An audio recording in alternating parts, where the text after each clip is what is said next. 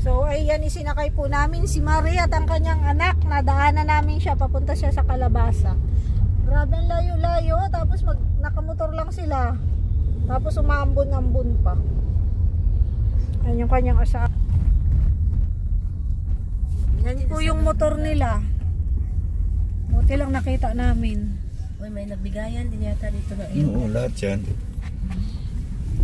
Layo pala, no? Dito pa yung tulay, di ba? Una-unahan. Una-unahan pa. Dire-diretso lang yun, di ba? Yung papunta sa Bihog, di ba? Paglagpas ng tulay. Hindi pa ako nakarating dito, Hindi Kuya po, doon May. pa din po yun sa may papasok po ng looban ng purok puno ng kalabasa. Hindi pa ako Di ba nakarating yan yung dito. Calabasa Bridge? Opo. Yun nga yung pinunta na una-unahan.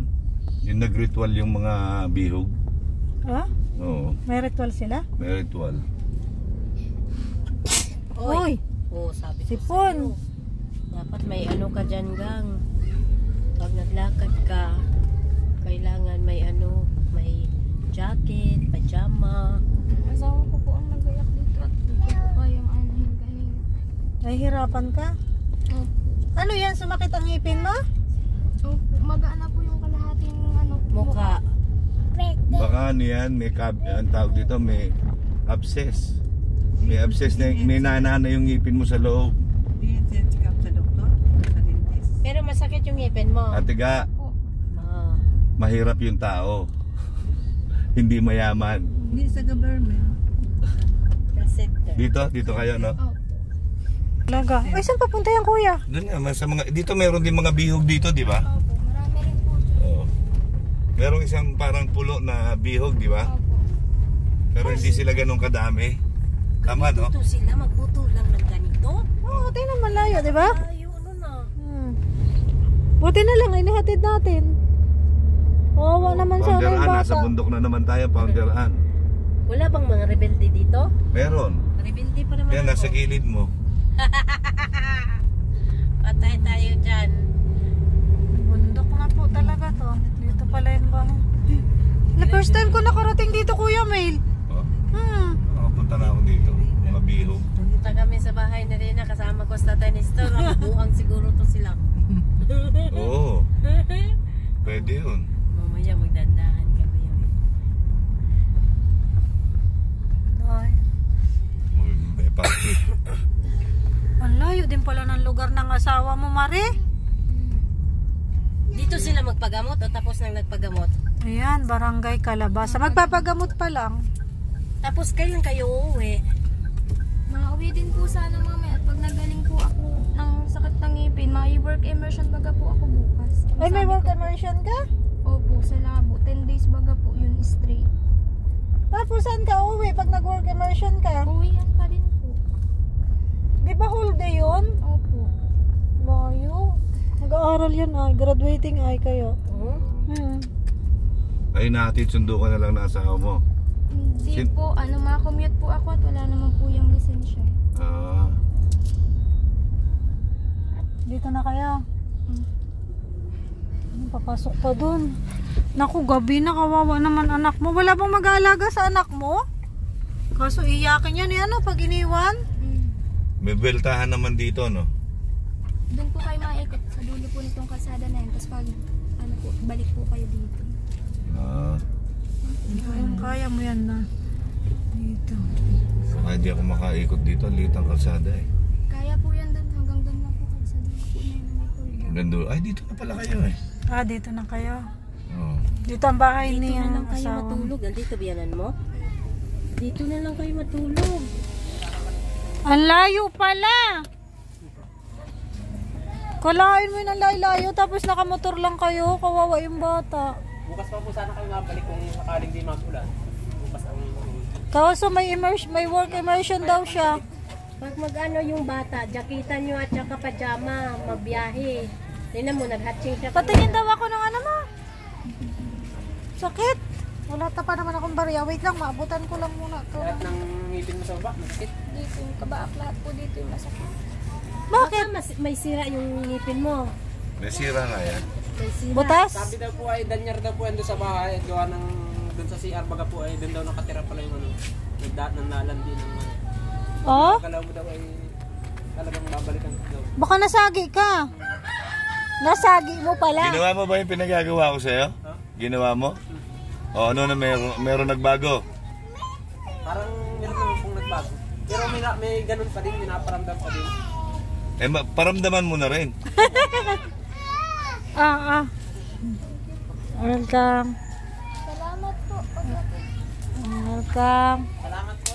Mag-ingat kayo pag uwi nyo ha. Kayo mag-jacket tsaka pajama ang bata. Yan, may daka po dyan, paikot dyan. Sige. Kailan yung motor nilang gagamitin oh. Wala pang lisensya yung asawa. Balik ng asawa niya, no? Sige si Kuya Mel, nahihirapang mag-backing. Maliit po kasi yung kalsada dito. Hindi yan.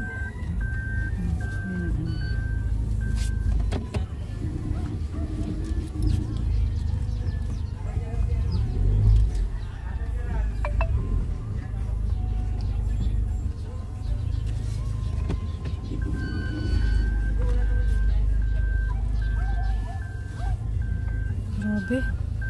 Hindi na ako nahinga guys sa pagbabaking niya. Tanging mga professional lang ang gumagawa nito.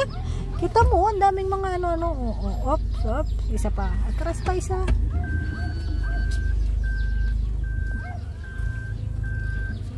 Ay, kaya na.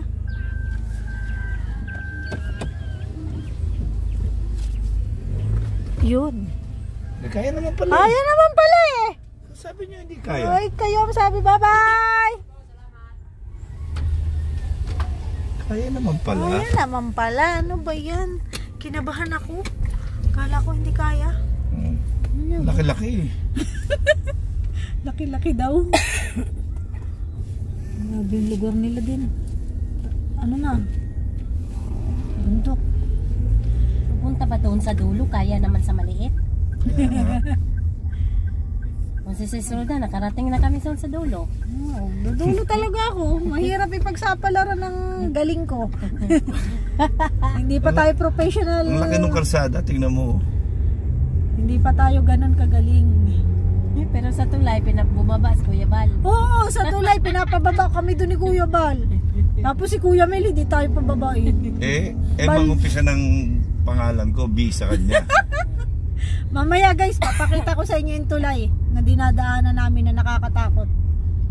Ang layo oh, ganito kalayo yung pinaghatidan namin kay Rosemary. Nakita namin siya sa Dalnak. Diba?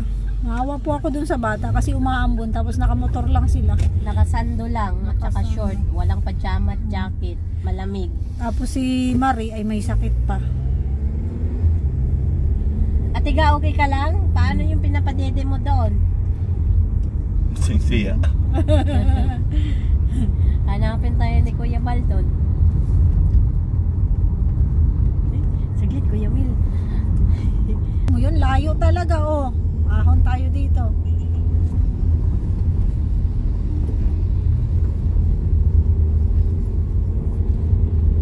Alam mo yung anak ko, pag ganito malayo nakamotor dati, aba, natutulog yun, Kuya Mel.